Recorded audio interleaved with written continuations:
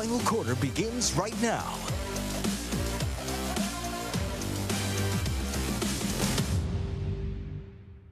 And welcome to the final quarter on CBS 8+. John Howard, Karthik Venkatraman, and Jake Garriani here to take you through a bunch of topics like the fact that the sky is no longer falling in Padre land. The Lakers are out of the NBA playoffs. The NFL draft is in the books, and SDFC has got to turn stuff around. But let's start with those San Diego Padres who were in dark, dark times, fellas. Then 2 wins versus the Giants seemed to fix it all, huh? Well, when you get Luis Arraez back, things kind of fix themselves out, right? I mean, he came back, he had that triple, and he also had that sac fly RBI in just the 2 games that he came back. Just an immediate, punch back to the lineup. What were they missing? They were missing batting, and they were missing that hitting. And Luis Arraez has shown he's one of the best hitters in the MLB season in and season out for quite some time now. So that definitely helps. They got healthier. Jason Hayward comes back in the left field. He makes a nice catch in that second game versus the Giants. So, as you start getting the pieces back, you start seeing what they were able to accomplish at the beginning of the year when they were healthy. I mean, they're still missing guys like Jackson Merrill, Jake Cronenworth not playing. You're eventually going to get guys like Yu Darvish that haven't played all season long. And as this team gets healthier, I expect them to return to the form that they were prior, which was the best team in the MLB or will be one of the best teams in the MLB. After all of this and their flummox of 8 of 11 games, they're still the 3rd best record in the MLB right now. I mean, the Padres are a good baseball team. They just had to get their health back up, and here they are. And may I say one more thing? Tyler Wade. How lucky are the Padres that after they DFA'd this guy, that they didn't lose him to another team, whatever, one of the other MLB teams weren't good enough to get him over there, and Tyler Wade just didn't want to go. And then the Padres have him, call him up after Jake Cronenworth got injured, and he's been producing. He's like .413 on base percentage. He's hitting like 280-something. He's got like 11 hits. He's drawn 8 walks or something. I mean, the guy's been great in his 38 at-bats. He's been a fantastic pickup, a guy that you can pretty much play anywhere. And it's been huge for the Padres to have that guy, and they're lucky that they were able to keep him and, move forward. So, I mean, like, these different guys have stepped up all season long. Now they're getting healthier again. I expect these Padres to keep picking it up. Yeah, I agree, and I think Manny Machado had some good things to say after yesterday's game, or after Wednesday's game against the Giants. They missed their teammates in the clubhouse, and so getting these guys back from injury is crucial.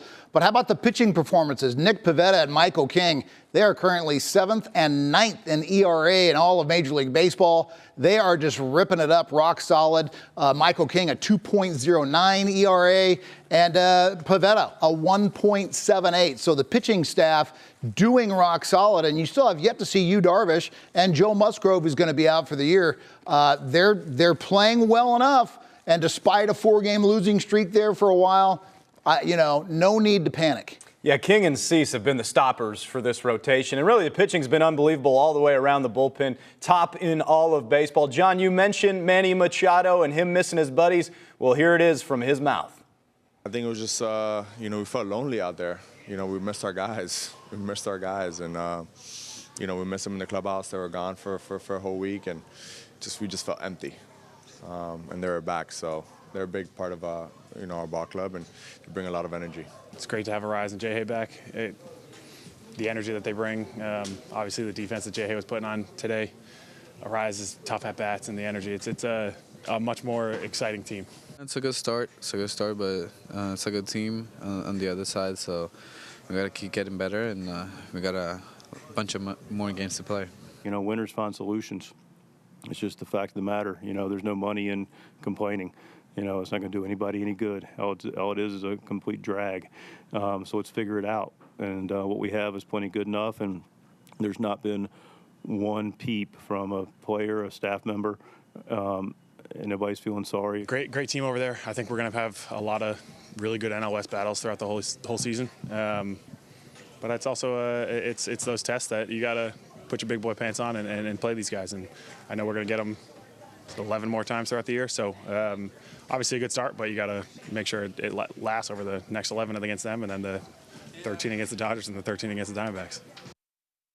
And to Michael King's point, fellas, look at these standings in the best division in baseball. The Dodgers lead it at 21-10, currently winning 5 straight. as of May 1st. Then there are the Padres, 19-11, Giants, 19-12. They jumped them after winning those two. Snakes, and then the Rockies may finish as one of the worst teams in the history of Major League Baseball, 5-25. John, I know you talked about it on air the other day. They just narrowly avoided being the worst team to ever start a season, right? Yeah, the '88 Baltimore Orioles went 4-26 for the first 30 games of the season. So nice to see the Rockies not fall into that group. And the Padres, 19 wins. They're on pace, according to my math, which I never know is accurate or not. They're on pace for 102 wins on the season. And the team record is 98 back in 1998, the team that went to the World Series. So despite the losing ways that they've just recovered from, they're still on record pace for a franchise. It's going to be so crazy when the Rockies win the division. No, I'm just kidding. I'm just joking. Bro, you've had some hard takes. If you mention the Rockies winning anything. That's what I'm not touching. That's not what I'm not touching. But, I mean, the Padres, they're just sitting there a game and a half back. A tough road stretch coming up, though. That's, going to be on the road for a while. Not that the Pirates have been playing pretty good or the Rockies have been playing pretty good, but the Yankees on the road will be tough. And just the fact they're being on the road for sometimes could be tough, so. Yeah, it's a 3-city, 9-game road trip that will be 11 days when you count the day of travel after the Giants series. They go to Pittsburgh, New York, and Colorado. Hopefully you steal the 3 in Colorado. They do avoid Paul Skeens in Pittsburgh, which is fantastic. Yankees obviously going to be a tough bill out there in Manhattan. Now you see the 5-10 game against the Rockies. That will be right on CBS 8. You can watch it again. It was so fun to have that first game on our air, and we can't wait to bring you this one on May 10th. Coverage starting at 4:30. I will be out there in Colorado. Karthik, you and I will be talking all things Padres in the pregame and the postgame, and it was a lot of fun to do that the first time. Can't wait to bring you more Padres baseball. As we finish up talking about this road trip that they're about to go on, what is a successful road trip for you two, considering the 9-game trip they're about to take? Yeah. Go ahead, John. I've got them. They got to sweep the Rockies. Come on, the Rockies are the worst team in baseball. And then figure take 2 out of 3 from Pittsburgh. Pittsburgh has the 3rd worst record in all the major leagues. And then maybe you go 1-2 at the Yankees. The Yankees' first place team in the AL East, which they always seem to be. That puts them at a 6-3 road trip. I think if they go 6-3, you can't complain about that. Yeah, I think you definitely got to sweep the Rockies for how poorly they've been playing. Something the Padres already have done this season. Granted, that was here at home, so you never know what's going to happen. That's on the back end of the road trip, so you hope they don't stumble there. That Yankee series is going to be really tough. Obviously, if you can get 2 out of 3, that's fantastic. You want to at least grab 1 for sure. But I mean, I think the goal for this Padres team as they continue to get healthier, and who knows who ends up coming back over the next little bit for them, win as many games as possible. I mean, you want to keep up at the top of the division. Now after this 8 of 11 that you've lost, you went from the top record in the MLB to falling down to a game and a half behind the Dodgers. And, it's keep up with the Joneses. The Dodgers aren't going to fall off. They're only going to get better probably as the season goes on. I know they didn't play as sharp as many people may have expected them with the loaded roster they have at the beginning of the year, but they're going to keep winning. And, the Padres, I think, are very capable of winning this division. So the key is to just keep winning. And the reinforcements are on their way. Sounds like Jackson Merrill and Brendan Lockridge are close. I even heard a little bit of peepage that maybe Jake Cronenworth would make it back by the end of this road trip. We will see. It is a road trip that Fernando Tatis Jr. is a little bit worried about, I guess. Tough, rough, different weather, not fun at all. And I'm just definitely going to miss home, but we got to go out there and take care of business. Now we just continue to build. We're still continuing to know each other and know ourselves better. We know our opponent and try to know them better than they know themselves. And so it's just a continual process of improvement and togetherness. Know ourselves better than our opponent, or know them better than they know. Whatever he said there, I agree with. He always has great philosophical terms to reference to. A team that didn't know their opponent better than their opponent was the Minnesota Timberwolves, knowing the Lakers a lot better. They bounced the Los Angeles Lakers from the NBA postseason. This came as a surprise to a lot of people. Nobody really had the Timberwolves winning this series. Your guys' reaction to it? Well, I think the Minnesota Timberwolves are just playing good basketball at the right time of the year. They've now won 21 of their last 26. So they're that hot team. The NBA is a long season, much like baseball. And in baseball, if you're playing hot in September, you might do much better in the postseason than what you're seeded. And that's exactly what the Minnesota Timberwolves did. They were seeded number 6. They knock off the number 3 seed in the Lakers, and the Lakers just continue to disappoint their fans. Yeah, I think, as the series kind of waged on, you saw why it was kind of not a great matchup for the Lakers. First off, just up front, they had no one that they could put down there in the paint. Rudy Gobert, especially in that closeout game, last night, was just eating them alive for a career best game. Definitely his best in a Timberwolves uniform. And he just played absolutely fantastic for them because the Lakers had no one to rebound. I mean, the Lakers didn't even want to play Jackson Hayes in that series. And then you go back and you start looking at that trade deadline when they weren't able to get a guy like Mark Williams. How much stuff like that ended up hurting them in that series? LeBron James, what does he do best? His thing is attacking downhill. Well, when you have to go at Rudy Gobert, who's a defensive player of the year multiple times throughout his career, that's a hard matchup for him. Luka Doncic had his struggles. Austin Reeves seemed lost on defense at the time. I was just watching that game last night. How many times did he call over for help every single time Anthony Edwards had the ball? I mean, it's just like matchup after matchup didn't really seem to suit the Lakers. It's something they're going to have to figure out. Obviously, they have a lot of good defensive players, but it just felt like overall, the biggest thing for me, I mean, they probably come out with a win yesterday if they could just rebound the ball defensively, but so much energy was expended on the defensive end just trying to get a hand on the ball on the defensive end. They tap it out so many times, and on possessions, Minnesota's getting 3-4 offensive rebounds at a time. It just looked like man against boys. And, Luka had some big shots. Rui Hachimura played a great game in that closeout game. But for the whole series, Timberwolves were the more physical team. They just had the advantage with size. And usually if that's the case, that team's going to win. Yeah, the size was huge. And you saw J.J. Redick not make any changes, really. And I don't know what changes you wanted. But I think there's plenty to be critical of J.J. Redick in this series. But I don't know exactly what you wanted him to do because the roster wasn't built to take on the Minnesota Timberwolves. And there wasn't a person on the planet that wouldn't have made the trade to get Luka Doncic. But the Lakers may win or at least be in that series with Anthony Davis on that roster. Much better than Luka, in my opinion. I'm not saying don't make that trade. I'm just saying I don't know if it fits as well as everyone thought it would with Luka and LeBron. It's early. They still have a long way to go with the two of them, but they're kind of constrained now with those contracts.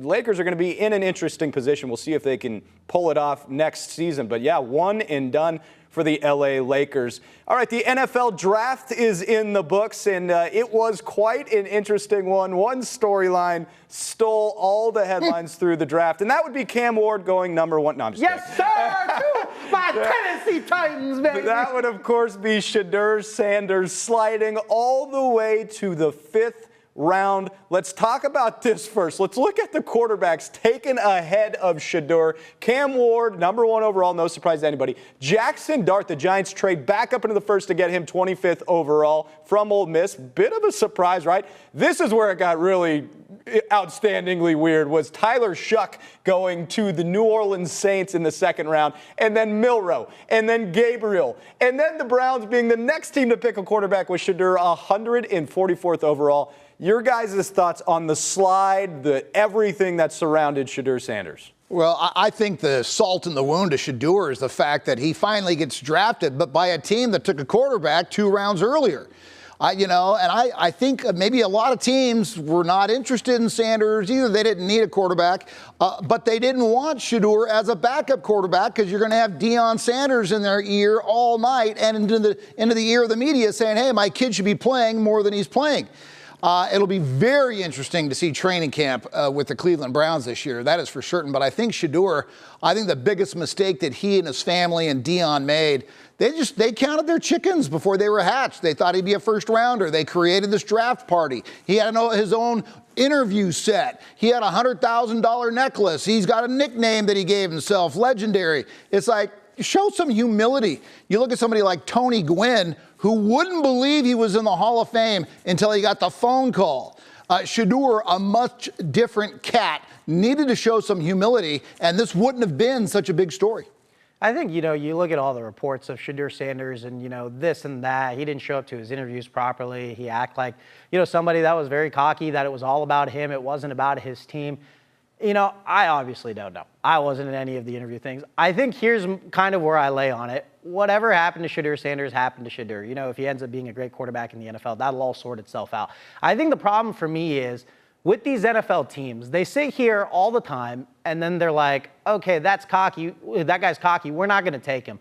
But then how many times do NFL teams pick up guys or sign guys or keep guys on the roster that are constant troublemakers or come up and say crazy things in the media all the time or have criminal charges. Like Deshaun Watson. Yeah, or like Deshaun Watson, when Jerry Jones kept a guy like Greg Hardy on the roster. I mean, or like Kareem Hunt. Kareem Hunt, the Tyreek Hills. Yeah, I mean, there's so many. And like the criticism and the hypocritical of the NFL to sit here and be like, we're not going to take this guy. He's a problem in the locker room.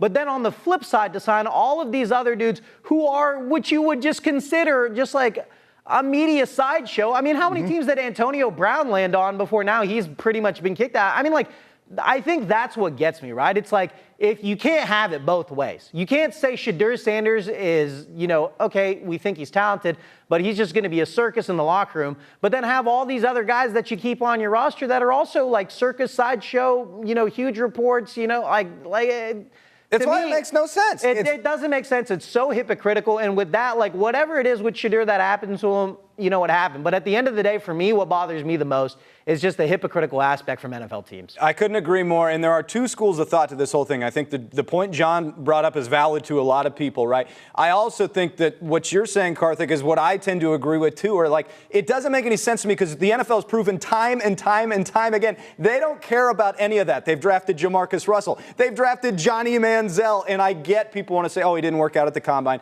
I understand the interview situation that took place. But again, none of us were in that room, so we don't know what that was like. He still had his pro day, and he still had NFL teams come watch him, though. So it's like. And he clearly has the talent. Like, that's the thing. Everyone wants to talk about, oh, do you want to deal with the baggage that comes along with him if the talent isn't there?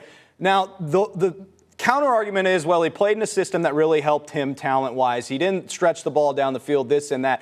I think anybody that watches football goes, Shedeur Sanders can play at the NFL level. You sure can't tell me that Tyler Shuck, Dylan Gabriel, and whoever else was taken in front of him, those guys really deserve to be taken ahead of Shedeur Sanders. Like, he has, okay, Cam does. And Jackson, maybe we'll see. The other three, I'm like, come on, give me a break. But we'll see. He's got his opportunity now in a ridiculously crowded room. I think the one thing that I would add, 5 quarterbacks. I think the one thing I would add to what you had to say, John, and I wonder if you feel this way, is I thought the way he handled this whole situation, say what you want about maybe the cockiness or everything going into it, that is what it is. The way he handled it, the prank call that was just disgusting by Jeff Ulbrich's son, and the slide, all of it, yet he gets drafted and he's dancing and he's having fun with his brother. Yet he takes the apology from the Ulbriches in the prank call and all that. I just thought he showed a ton of humility through the process, which to me, I go, that's pretty impressive. I always had a lot of respect for him. I gained a lot of respect for Shedeur Sanders through this process for sure. Yeah, I was going to say the one redeeming thing was how he did respond after being drafted.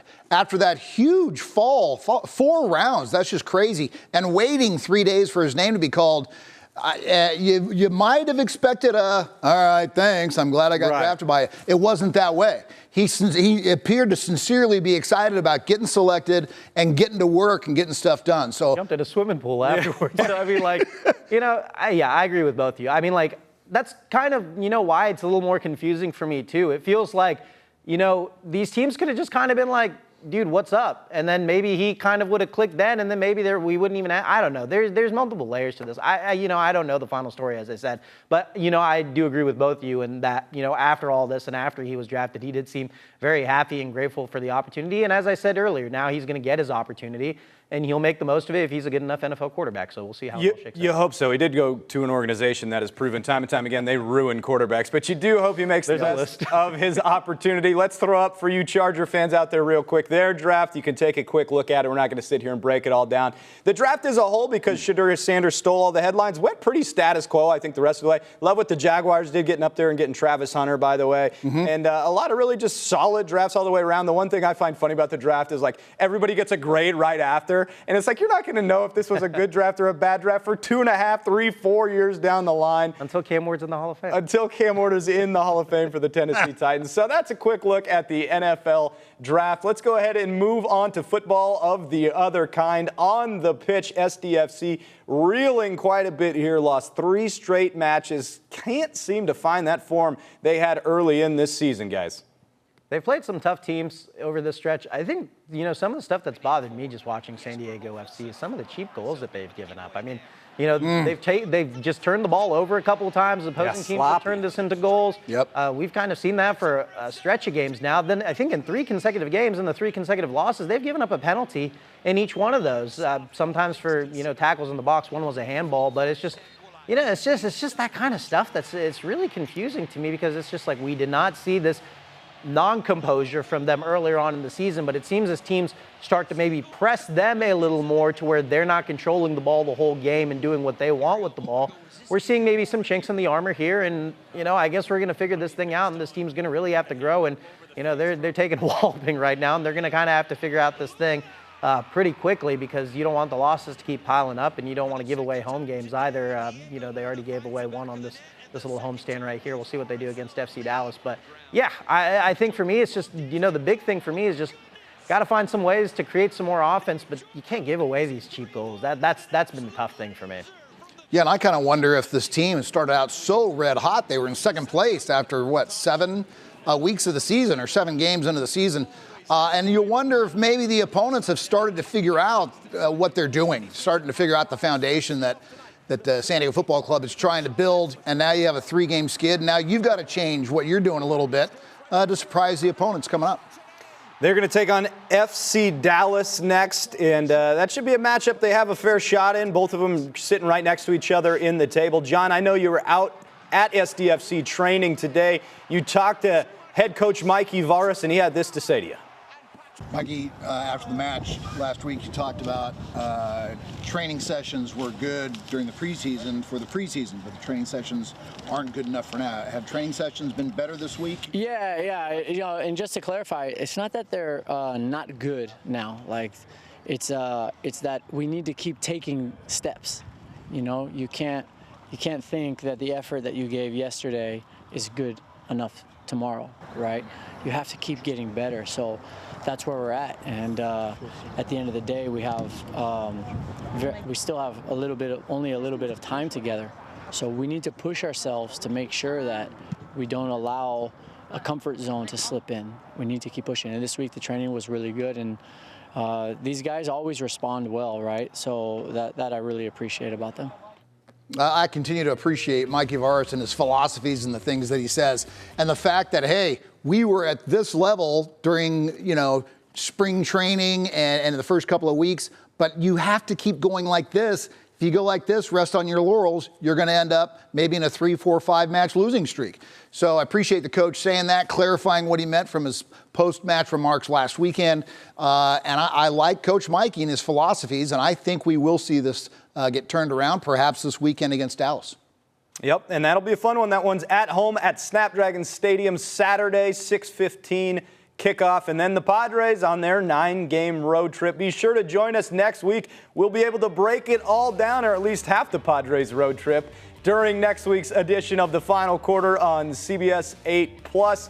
And Karthik will have a full breakdown of Cam Ward and his NFL. No, I'm kidding. We're not doing anything with Cam Ward. His man crush. Hey, relax. Karthik, you get the final word. Cam Ward. Next Steve McNair, baby. Come on now. Goodbye.